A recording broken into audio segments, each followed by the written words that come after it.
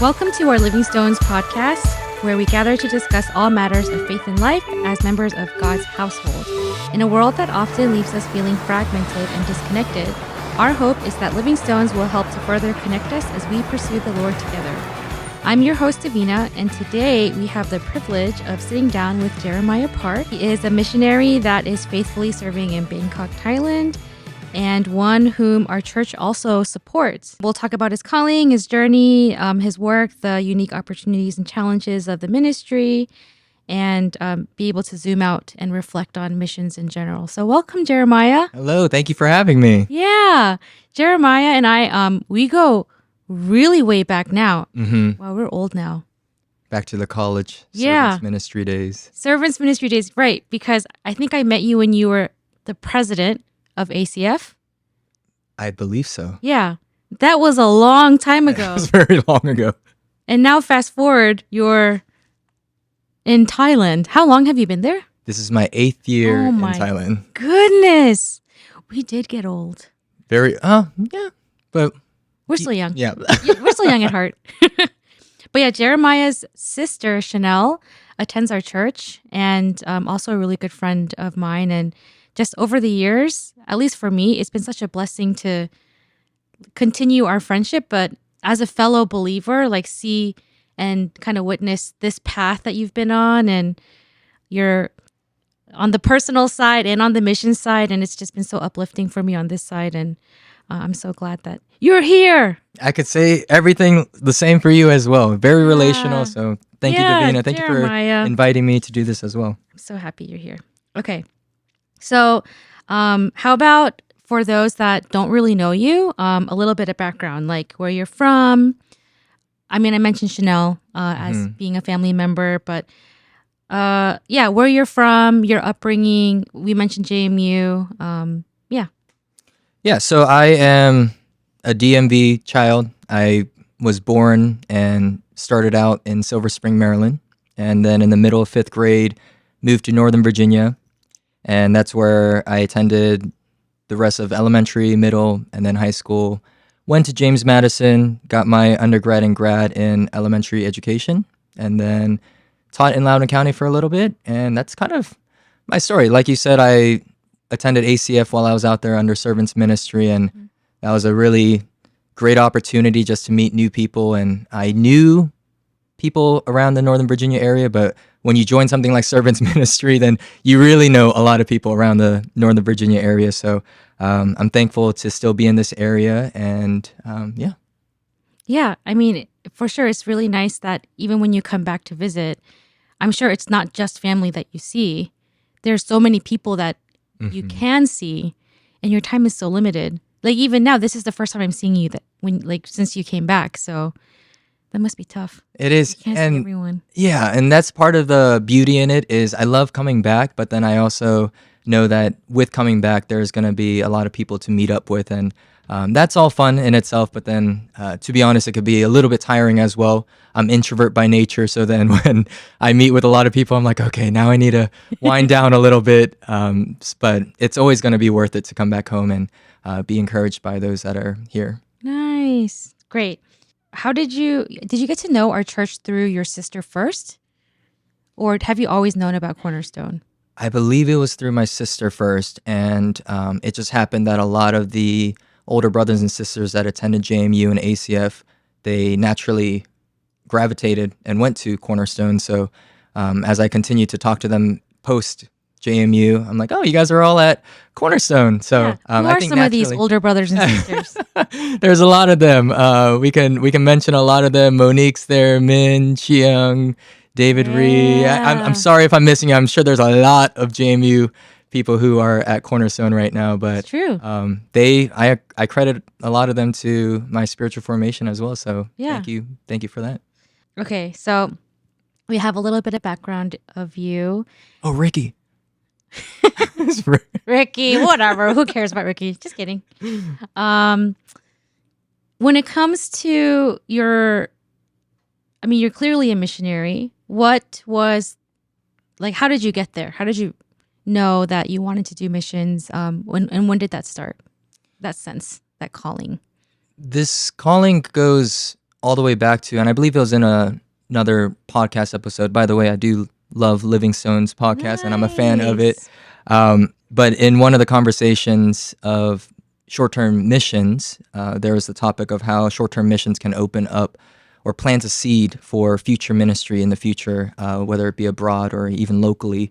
And I do credit my upbringing to that. My family, we did go to, during the breaks growing up in elementary, middle school, we did go to destinations where it's just for relaxing, but my parents also made a very intentional effort to meet missionaries during those times as well. So my dad and mom would take me and my sister to places. I actually asked my dad about this because I was so young for some of these, but I was like, where did we all go on these trips and encourage missionaries along the way? And he mentioned just a few. That was like Thailand was a big one, Cambodia, Nicaragua, Costa Rica, Dominican Republic, Paraguay, and those are all places where we went with the intention of specifically encouraging the missionaries and helping the missionaries that are out there. So seeing all of that, I think, really helped to develop this missions heart in me. And I would say I tell people it was as early as 10th grade, sophomore year in high school, where it was very clear I wanted to become a missionary, an overseas missionary full time.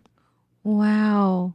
And like in 10th grade, and the next set of questions I'm about to ask is mainly to help other listeners that maybe are interested in missions, maybe trying to figure out and navigate their own feelings and their own thoughts on missions. For you, it kind of seems like God kind of placed you from a very young age. Like he exposed you to a lot of that with your family. And so I'm sure like that kind of, I actually mentioned this in another podcast episode, but I said that kind of like primed and prepped you to even like when 10th grade arrived, there was like this strong sense, right? So can you describe how you kind of knew? Was it like a feeling? Was it like through like your own quiet time, or like what did that look for you, if you can remember? Yeah, even praying as a sophomore, I've never heard the audible voice of God or anything like that, but through prayer, peace has always been a way that God calms my heart and gives me confirmation and things. And every time that I attended a missions conference or I heard a sermon on missions, and the pastor or the missionary would give a call, like, who wants to go to full-time ministry abroad? And my heart would always be racing during those times, and not in a way of like fear, but in a way of like really, really, really being passionate to go out there. And so as early as sophomore year, and my mom recently reminded me of this, but I didn't even want to go to college. At sophomore year, junior year, even up to senior year, I said, what's the point of college? Like, I want to go to full-time ministry right now. And Wow. that's the heart that's always been there. Now, of course, things didn't pan out that way, thankfully. But I think it really does start with having that peace that God gives you in your heart as you pray and discern. And it can't be just, I want to go out, so I'm going to go out. But there really has to be carefully planned steps. Right. I'm learning as well. Yeah. And you also mentioned that you're an introvert. Yes. So to have this heart for missions, there's definitely a part of it that is unnatural for you. So that's really special too. You knew that you wanted to do missions, and you mentioned all the different places that you and your parents went to. What about Thailand stuck out to you? Thailand, it was very interesting how everything gravitated towards Thailand. Growing up, we had missionaries that were in Thailand, so my parents would naturally take us there. There's a picture of me at the age of 4 holding a squash at some missionaries' ministry there, and even going on mission trips. It just happened that the churches I went to were also planning trips to Thailand, and so it was kind of interesting to see. Okay, so even growing up, it was Thailand. These mission trips are Thailand, and then prior to actually going to Thailand, I lived in Myanmar for 1 year in Burma. Oh. And for that one, I had to do visa runs. And they were very quick visa runs where I had to leave the country very quick. And so naturally, the place was Thailand. And so even during my time in Myanmar, I had to go to Thailand several times. And so continually building this heart for Thailand and the people of Thailand. And ever since being a child until even my professional career, it was always Thailand, it seemed like. So I didn't purposely, intentionally seek out Thailand, but there were opportunities presented, and that's kind of how I ended up in Wow. Thailand. What about the people there like stick out to you? People would say it's the land of smiles. They're very nice there, and they really are. They will go out of their way for you and help you, and on the mission trips that you would go on, I think it's many places, but you can just see the genuine smile. It doesn't have to be the things that they have; it's the people that they're with, and I think that's what really drew me to the people of Thailand, and seeing the work of the missionaries that are already established there really encouraged me, and at the same time, seeing the need that's still out in Thailand as well. So many missionaries, so many churches, and yet so much work to be done. Okay. What were the steps like? When did you know that it would be Thailand? Like the calling was in 10th grade. And then from there, when did that sense of Thailand come to you? It would go back to Specifically Bangkok, right? it would go back to my time in Myanmar. Actually, my time in Myanmar was actually very challenging and difficult, and a main part of that was my health. The air quality out there, it was doing something to my body where it was very difficult to even teach, and so another step had to be taken. And I was thinking about it, and when I was in Myanmar, there were no churches out there. That there were churches, but very few, and they only spoke Burmese. And so I could see for myself, I needed a community. The teachers that were at the school that I was at the time, it's a secular school, and none of them went out to church. And so the lack of Christian community was something that I felt. And so I told myself, okay, I need to take a step back and think things through, pray things through, and I saw an opening for a school in Thailand. And I heard about this school before. It's called ICS, International Community School of Bangkok. And I looked at their webpage and I was like, okay, like I agree with everything that they're doing. I love their mission. I see two choices here. I can apply to this school and see what happens, or maybe it's time to just go home really quick and pray things through again for the next steps. And so I sent the interest email to the principal at the time there. We had an interview, and then it went to another interview, and then another interview. They have a lot of interviews, and they're very long interviews. But at the end of it all, there was a mutual joy for both sides. They enjoyed everything they heard from my end, but I enjoyed everything I heard from their end. And it was very, very clear that they had a missions focus. And one of the biggest draws for me was that they're a Christian mission school. And the reason the missions part is there is because there are still so many students who are non-Christian that attend. And so the reason for Thailand goes back to Myanmar, but ultimately because of the school. That's their International Community School of Bangkok. I do believe that the Way Center, which is the other ministry that I help with, could have been established anywhere within Thailand or even in the world. But because I am at ICS right now, naturally the Way Center was established near there as well. Nice. And around what time was this of your life? 2017. After teaching at Loudoun County? Yep. Taught at Loudoun County for 2 years, and then Myanmar for 1, and then ultimately in 2017 started to make that transition. And 2018 is when I was officially in Thailand. As we have this conversation about your kind of testimony and who you are and highlight what you do, I'm also trying to find ways to help other listeners, right? In figuring out if missions is for them, and maybe help them navigate where they currently are if they are interested in missions. What would you say if you could kind of speak to your 17-year-old self, like at that time? What are like 3 pieces of advice that you would give? Oh, that's a good question. It goes back, I would say, even to what I talked about how in sophomore year I wanted to go to missions immediately. And thankfully, the wisdom of my parents, they're like, no, you are not doing that. You are going to college. And then they had another situation where I didn't want to go to grad school after undergrad. And so I was like, now I want to go. And my mom and dad are like, no, you need to finish out your whole entire program. As a teacher, you need to go to grad school. Yeah. So I remember that. And then the next part was after that, I didn't have a desire to pursue an MDiv.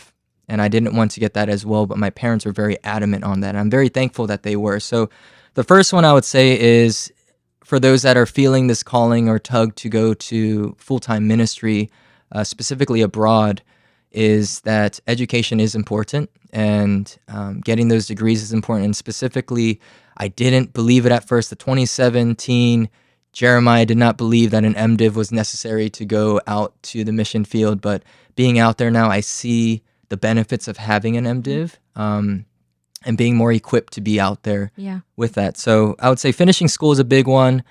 Clearing your debt is a big one as well. Oh, yeah. And Like that was, logistically, as I was preparing for Myanmar, I knew that that was one thing. I still had loans to pay back, fast fund, everything else. So I still remember, I didn't want to spend any money. I wanted to save it. I stayed at home, and I asked my dad to make, he's a carpenter. I asked my dad to make a wooden house, because he used to do this for us as a child. And he would make a wooden house, but it would be a piggy bank wooden house. And the only way you could break it is he would hammer it with nails and everything. So the only way is you literally have to tear it apart.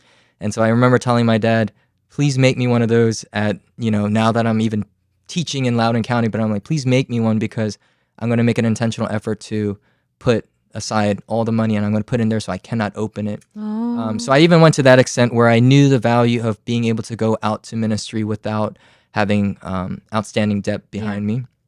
And I would say the last one is probably the biggest one, is to gain a lot of experience. There's a lot of people who have a heart. They might hear this encouraging sermon or update from a missionary or pastor and be like, that's what I want to do. But if there's never been an experience of actually doing ministry or missions outside, depending on where you're getting called to, or even being active in the church, I think those are all signs where we need to take a step back and just evaluate, is this really just your heart speaking right now, and you're like, I really want to go, or are there actually set pieces in place where it's going to really help you to confirm this calling that you have? And so going back to the conversation about short-term missions being an opportunity for a plant to be seeded, a seed to be planted. Yes. I firmly believe that, and as you go on more of these mission trips, I believe that calling could be confirmed even more. Nice. I appreciate that a lot. I think, although, you may not have to go to the extent of grad school, I do, like, even in my short experience, like doing missions, I do see how being educated is also appealing and attractive to the people you minister to. I mean, especially to students, right? Especially in third world countries where that level of competition and the goals and the accomplishments and, academic success is everything. For you to be a part of that is very strategic for God's kingdom. So I really like that point. And the debt, you were very, very practical, and thanks for that. Can you describe the type of people that you do minister to in Bangkok?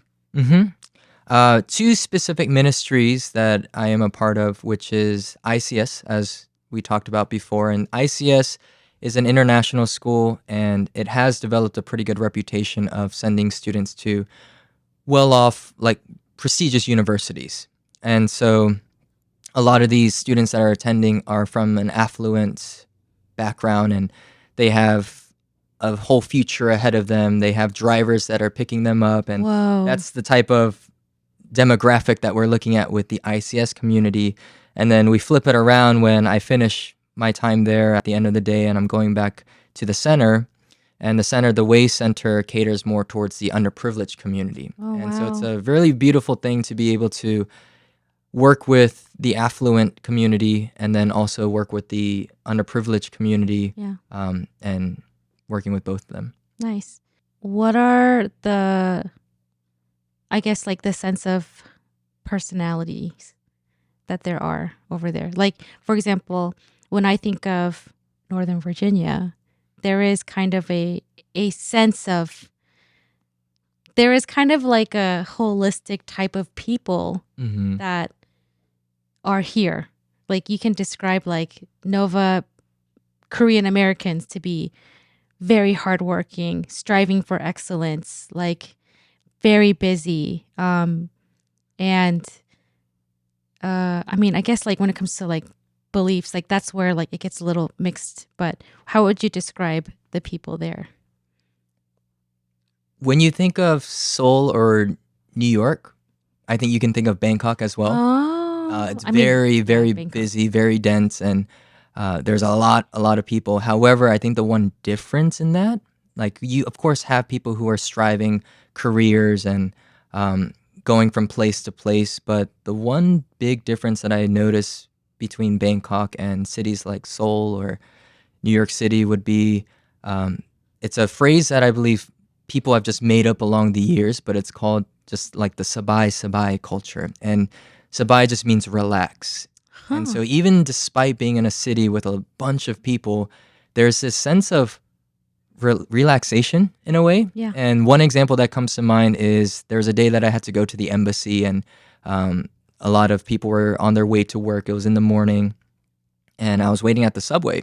And as I was waiting, everyone's trying to get in, and then the subway arrives, the doors open, people are going in, and then all of a sudden it stops. And I'm like, wait, like these people are in front of me, but there's still, in my eyes, it looked like there's still a decent amount of space. But for the Thai people, they see it as more like, okay, let me give you your space. I'm not in a rush right now. Or even if they are in a rush, they don't feel the need to inconvenience someone else. They're Versus really nice. they're very nice. Yeah. And so I'm not calling out, all the cities, other big cities around the world, but from the experiences that I've had in those cities, riding public transportation, a lot of times it is like till the last person, like, let me squeeze in and I'm going to make it on this one. But I remember seeing that and going, oh, this is really, really the culture. Now, it could also backfire a little bit because I've had times where I wanted to meet people. And because of the sabai sabai culture, I'm like, Oh. okay, it's 30 minutes past our time, but it's part of the culture. And you start to learn that as well. So it's kind of like, is it kind of like, you know how West Coast people, just generally speaking, they're known to be a lot more relaxed and a lot more like what they call like surf time, right? Is it kind of like those people all thrown in New York City? And the busyness of a huge city, but then the personality of like a West Coaster? I would say that that's a good way of putting it because it's very rare to see someone who, one, is like desperately trying to run to catch a train or a bus. You'll see a bunch of people who are just walking, and that's just kind of the culture that's out there. So I've learned along the way too, like, okay, there's some things that are worth rushing for, but at the same time, there are things that, okay, it's not the end of the world. It's not a big deal if Yeah. I don't get on this subway immediately, and it's going to be okay. So I'm learning as well. Nice. Yeah, I'm curious because personally, I don't know anything about Bangkok, Thailand. I mean, besides what I see on TV, but when it comes to the actual culture and the type of people that are there, I personally, I'm just really curious. And so now that I have an idea of like what kind of people at least you have been exposed to and interact with, how would you say that kind of based on what you described as the people of Bangkok, people of Thailand, when it comes to ministering or sharing the gospel and sharing about God, how does that translate over there? What does that look like for you over there? Relationships would be a huge aspect of that. Naturally, when someone is offering something, so even with the Way Center, when it first started out, and we're starting these programs, and there would be families that come in and be like, I saw that there's going to be a program. How much is it? And we'd say, it's free. It's free. We're gonna open up this opportunity for free. And right away they're like, what do you want? Like, what is it? They're very Nothing's skeptical. free. Yeah, nothing's free in this world. Yeah. But it's through that, and even when there's a specific ministry, or sorry, specific community that the Way Center reaches into, and even for that, I was given very wise wisdom from a missionary who's been out in Thailand for a very long time, and said, don't go out there immediately and just start speaking Jesus, Jesus, Jesus. Hmm. You need to earn the Thai people's trust first. Mm. You need to build their trust because they're going to be hesitant, they're going to be cautious.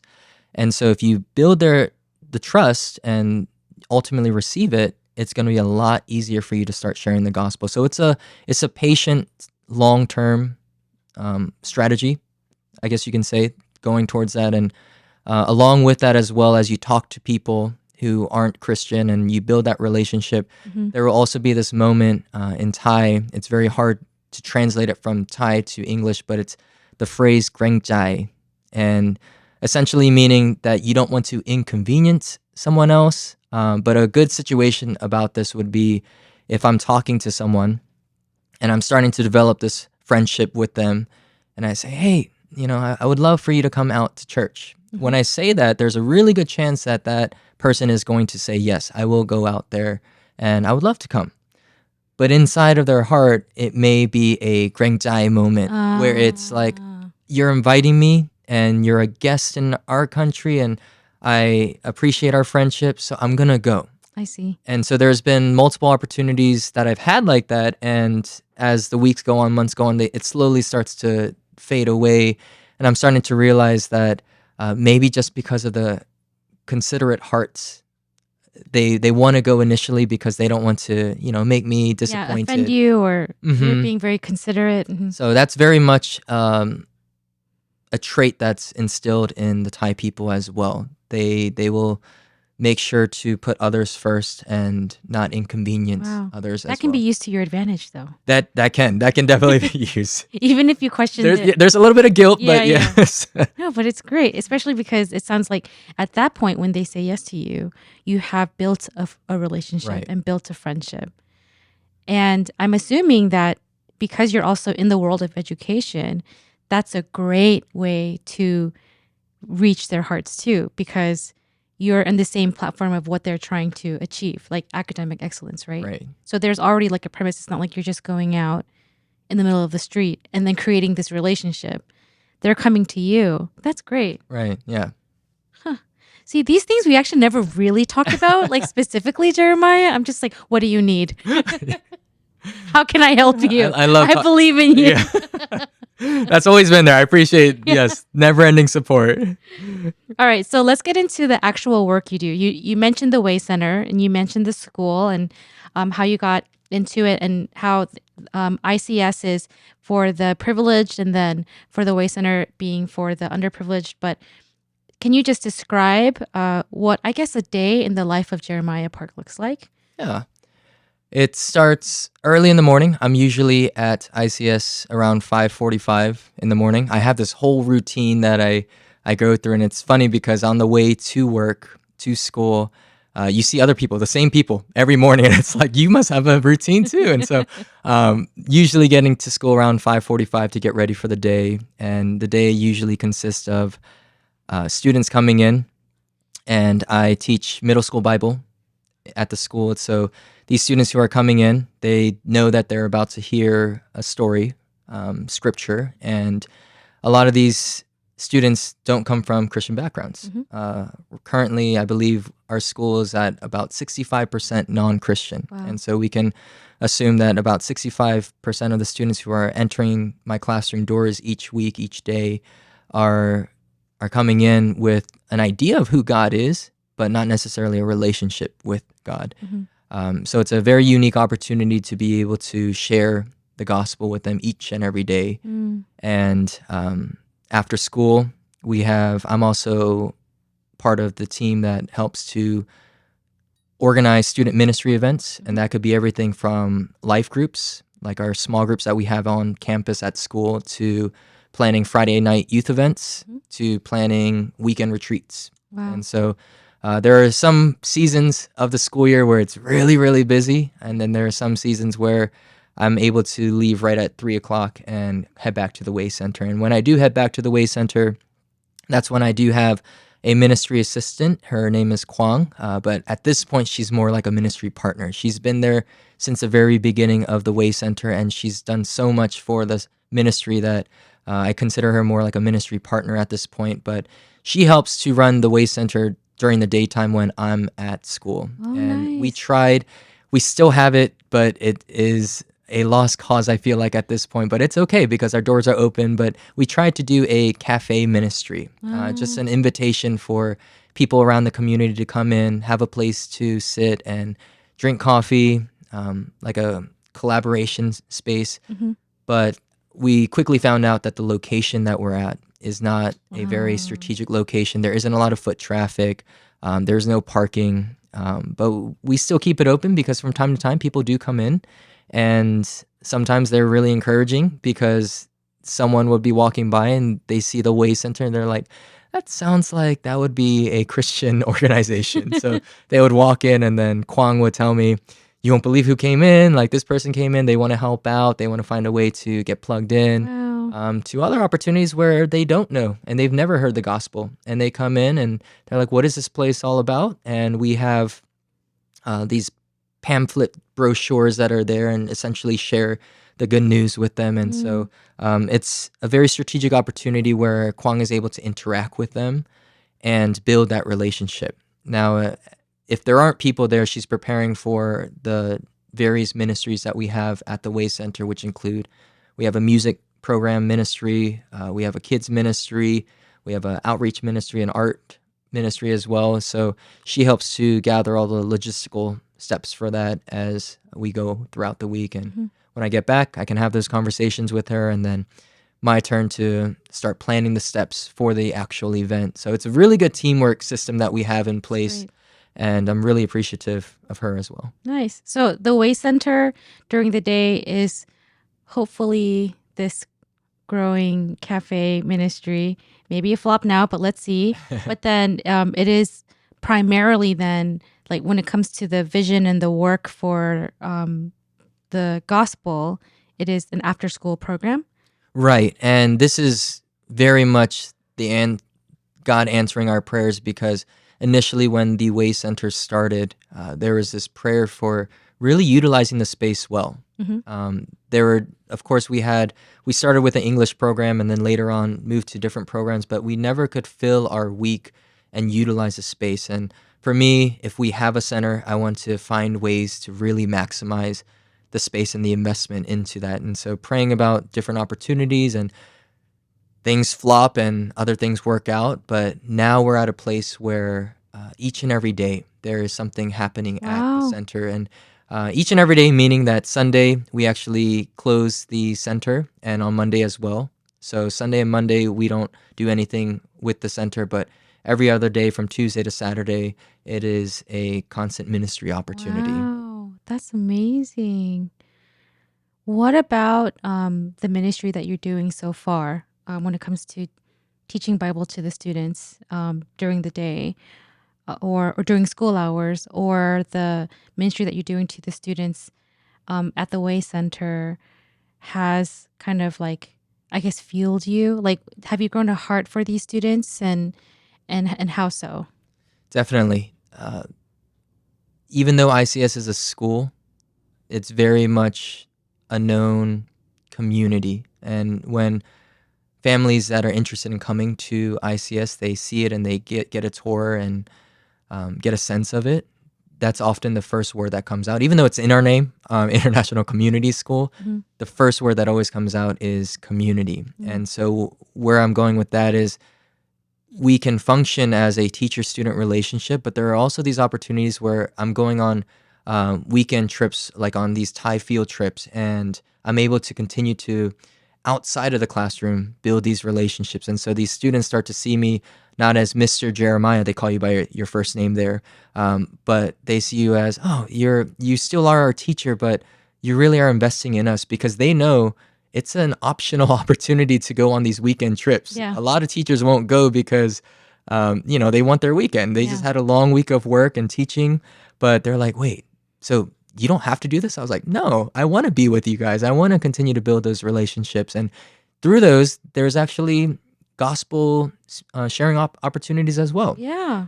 And so whether it's on a plane ride or a train ride, which are the most recent ones that I've done, I'm always encouraged by building those relationships with the students at ICS, and naturally as well with the students at the Way Center ministry as well. I don't think anything will ever beat that, and I think you can envision what I'm talking about, but we have to go down this alley to get to the main community center of the community that I reach out to. Yeah. And they would naturally know the time that we're coming. And so there is always that one child or two that's like peeking out, seeing if we're on our way. And in the distance, they can see that I'm on my way walking towards the center, and they go, "Benjamin!" And they'll start like running, and you can just see the smiles on their faces. Oh, And this is the underprivileged community where they don't have much, but they really value relationships. yeah. And so I think that's what really fuels me each and every time, being able to see the joy on their faces and naturally giving me natural passion to continue to do what I'm doing as well. As an introvert. As an introvert. And that actually goes back to, I remember having this conversation with a guest speaker that I invited to ACF, and we're in Harrisonburg at JMU eating Panera Bread. I still remember this whole moment. And he told himself that he is very much an introvert. And then we got to Panera Bread, and he's starting to talk about ministry and the gospel with all these people around him and having full-on conversations, and they're going into their own personal life. And as we're leaving, I was like, I thought you said you're an introvert. And I still remember he said, I am. But when it's for the gospel, I have this different energy that comes out, Wow. and this different passion where I want to share about the love Yeah. of Jesus. And so I think that's what it is. I go to school, and even though it's early in the morning, I go to the center and the community. And even though it's tiring, there's constant joy that's fueling me to continue to do what I'm doing. And Yeah. that's all thanks to God. Yeah. Praise God. It also sounds like you grew an attachment to these kids. Yes, very Yeah. much. It's been 3 years now with this community, and so they very much know me, and I know them, and it's been a good That's so relationship. great. Do you have any short-term and long-term goals right now for the ministry that you're doing? Short It can term, even be general. I would say, so going back to utilizing the space, we have something each and every day, which is a huge blessing, but the center itself isn't very wide, but it's tall. Hmm. And so a fun fact is I live on the third floor just to cut out on living costs and expenses. So we're not using that space, but it's not only the floor that we're not using, we're also not using the second floor as much. And so prayer has been, what are the next steps for the second floor? What can we actually make that space into? Because it's an open space. We just don't know what direction we're going in with that yet. And so it's a lot of prayer that's been in the making, and continuing to pray about what is the next step for that. So we mainly use the first floor, and what they'll call there is like the half floor. Hmm. And so we use the half floor for the music program, the first floor for our main ministry events, but the second floor is still one that we're really praying about, that we want to find a better use for. Nice. And then for long term, I do think, not anytime soon, but I do think there is going to become an expiration to my time out there. Not anytime soon. I really, well, God, it's all up to God, and I'm continually praying for discernment, but talking to my parents about that. And when I say, I still envision 5-10 years Yeah, still yeah. out there, but I think some of my friends and other supporters, when they heard that I was going out there at whatever age I was at that time, Mhm. they envisioned, oh, you're gonna be out there forever. And I originally thought that as well, Mhm. but as I continue to pray and think about the next steps, I think there potentially will be an expiration. So where I'm going with that is, the long-term goal is that somehow, some way, whether it's through the cafe or whether it's through an individual, whether it's through constant support, that the Way Center would be able to be self-sustaining even when I leave. I don't know what that looks like right now. It could be an individual. It could be through the organization, or it could be through supporters constantly coming. But I think if there was a way for the Way Center to be self-sustaining, that would Yeah. be amazing. And if it's not, then I know that God has been glorified through that time and through the Way Center for however long it's been there. Wow. Yeah. So it sounds like you have a lot of work to do, I do. especially when you were talking about your short-term goal. The Way Center isn't even complete yet. It is not. And the second floor still looks the same way. We did a lot of renovation, but the second floor has stayed the same. So it reminds me of how far we've come in the renovation process Yes. and the other floors, but also tells me that there's a lot more potential. Yeah. 5 to 10 years. You can do it. You can definitely do That's it. the hope and the goal. Oh, well, thank you so much for sharing, just your whole journey and what you're currently doing. And I know that our members and especially other listeners are probably, they know you really well now at this point. And especially now that we're doing video, they're going to know your face too.